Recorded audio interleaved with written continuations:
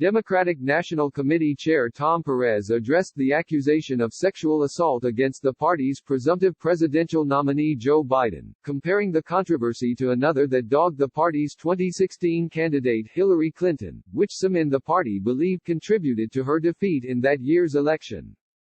"This is like the Hillary emails, because there was nothing there," Perez told ABC's This Week co-anchor Martha Raddatz, referring to the former Secretary of State's criticized use of a private email server as he addressed an allegation of sexual assault from Tara Reade, a former staffer who served in Biden's Washington Senate office for a brief period in 1993.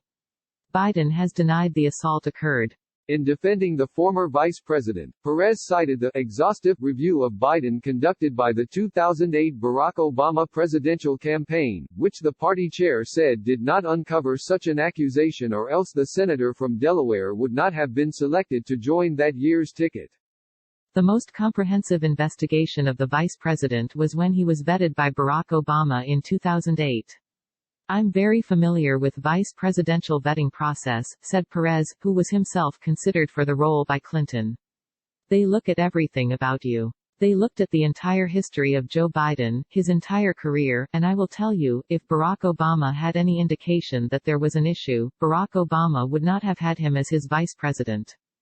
The delay in Biden's response to, and widespread media coverage of, the accusation, was the target of criticism by Republican National Committee Chairwoman Ronna McDaniel, who also appeared on This Week Sunday, comparing the situation to the allegations faced by Supreme Court Justice Brett Kavanaugh and blasting what she characterized as a double standard.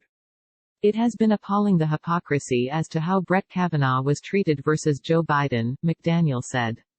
Brett Kavanaugh, every accuser was put on TV, it was wall-to-wall coverage, they went into his high school yearbook, they said they needed an FBI investigation.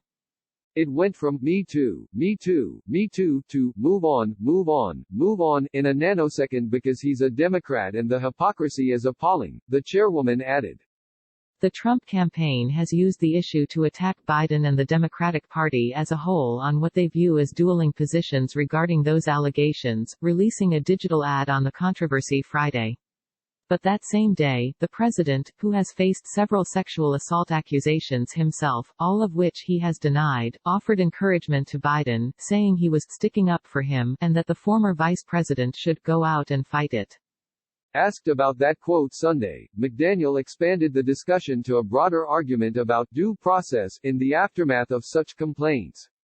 Due process and the presumption of innocence has no longer been the standard in this country when it comes to Republicans, and now Democrats are suddenly embracing those legal standards that we have made the cornerstone of our country when it comes to Joe Biden, but they threw it out the window when it came to Brett Kavanaugh, she said.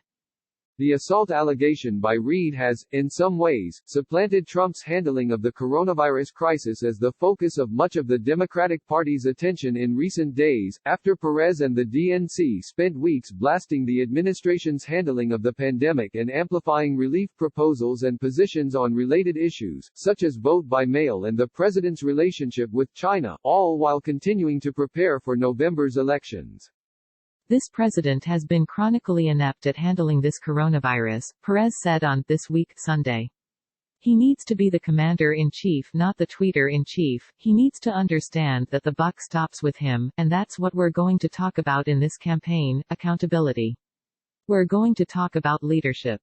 On the Republican side, Trump's stewardship of the country during the crisis appears to be affecting his polling, with reports in recent days claiming that the president berated his campaign manager Brad Parscale when presented with sliding numbers. Both Trump and Parscale have denied details of the reports, and McDaniel brushed aside concerns over polling Sunday. "You know, I don't really rely on polling this far out. The polling is going to fluctuate, and we all know the polling today is not going to be what we see on November 3, McDaniel said on This Week, later adding that the president is optimistic about the race. He feels very good about where he stands, he's had record approval with the Republican Party, and we think Joe Biden is hiding, she said. Under McDaniel's leadership, the Republican National Committee has been a fundraising juggernaut, teaming with the Trump re-election campaign to raise over $200 million in the first quarter of 2020. Democrats have expressed concerns about their rivals' fundraising advantage and the unprecedented partnership between party and presidential campaign, originally formed in 2016, allowing donors to contribute to both groups simultaneously. In April, the DNC entered into a similar agreement with presumptive presidential nominee Biden. Beyond the fundraising shortfall, Democrats are also raising questions about Biden's efficacy as a campaigner amid the unprecedented limitations imposed by the pandemic. Perez did not provide a specific timeline for the former vice president's return to traditional campaign events, but argued the party can be, and has been, successful nevertheless. We're going to make sure that we do everything in a safe and intelligent manner.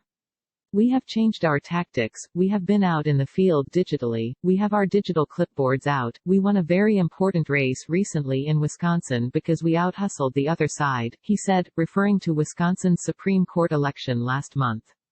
When the situation clears we will be out, but we are not going to put voters in harm's way. We won't do that until it is appropriate to do so, he added.